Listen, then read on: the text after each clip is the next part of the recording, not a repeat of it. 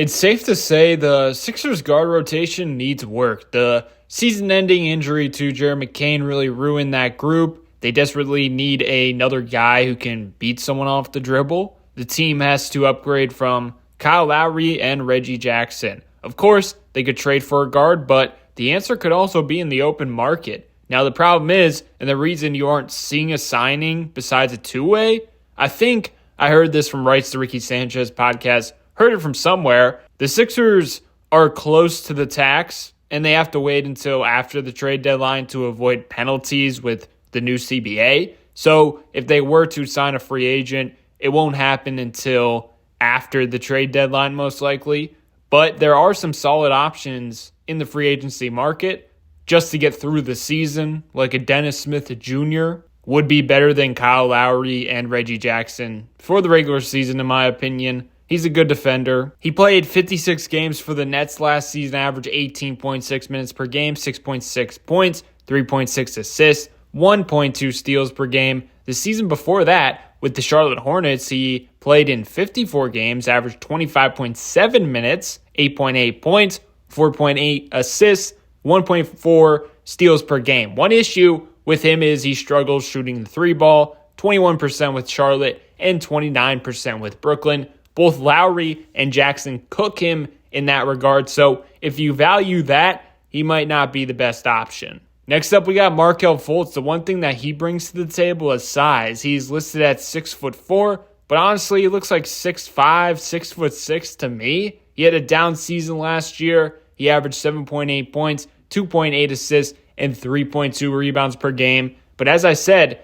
that was a big regression. The season before, he averaged 14 points, 5.7 assists, 3.9 rebounds per game, and 29.6 minutes. Injuries and shooting are the issues with him. He does have a very nice mid-range game, though, and supposedly one of the reasons he remains unsigned is because he's still not 100% healthy. Jake Fishner reported that in November. Also, in a boring, annoying season, I think it would be fun to give Markelle Fultz another chance in Philly if he is in fact ever healthy again. I'm sure he's healthy by now, or will be after the trade deadline. My last free agent option is my favorite. It's not a point guard, but a shooting guard. Personally, I'd try to trade for a point guard and then sign Lonnie Walker to address the guard issues on the team.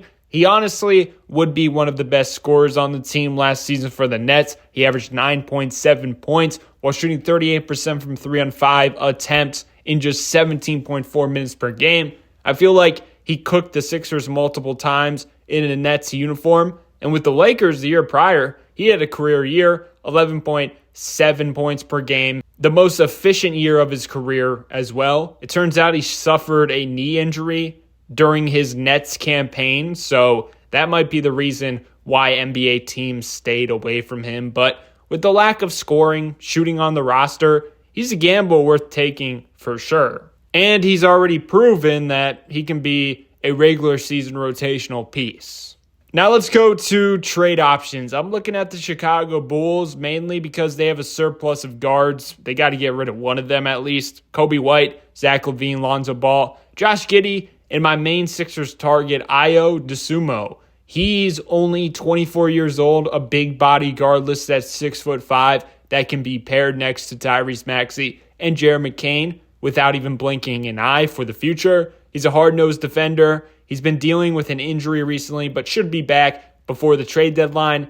He's averaging 12.6 points, 4.8 assists per game for the Chicago Bulls. And last year, he shot 40% from 3 on 4 attempts. Unfortunately, this season, he has regressed as a shooter, down to 32% from 3. Over his whole entire career, he's been a 36% three-point shooter. So he's going to be hot and cold in that regard, but who isn't, honestly? And he brings a lot of other things, and he's an elite defender in my opinion. I will also say I wish the Sixers could turn off injuries because Lonzo Ball would be perfect. But currently he's on a big contract. It's not worth matching for a trade at this point, considering he's still easing his way back into it, only playing 20 minutes a night. But man, he has that Nick Batum type of impact in lineups with talent.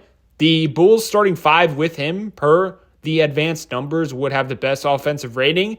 and defensive rating in the league. The eye test backs it up as well. And remember, before Lonzo got injured, the Bulls were a playoff team because of his IQ, passing, defense. He really is the perfect connected piece as a point guard. And if he starts to hit his three ball, because he's really been struggling shooting efficiency ever since being back from injury, and also if he finishes the season healthy while increasing his minutes, a team who takes a chance on him in free agency, because I expect him to walk, and gets him on a very cheap deal is going to look very, very smart because he's still an impactful player when he's on the court.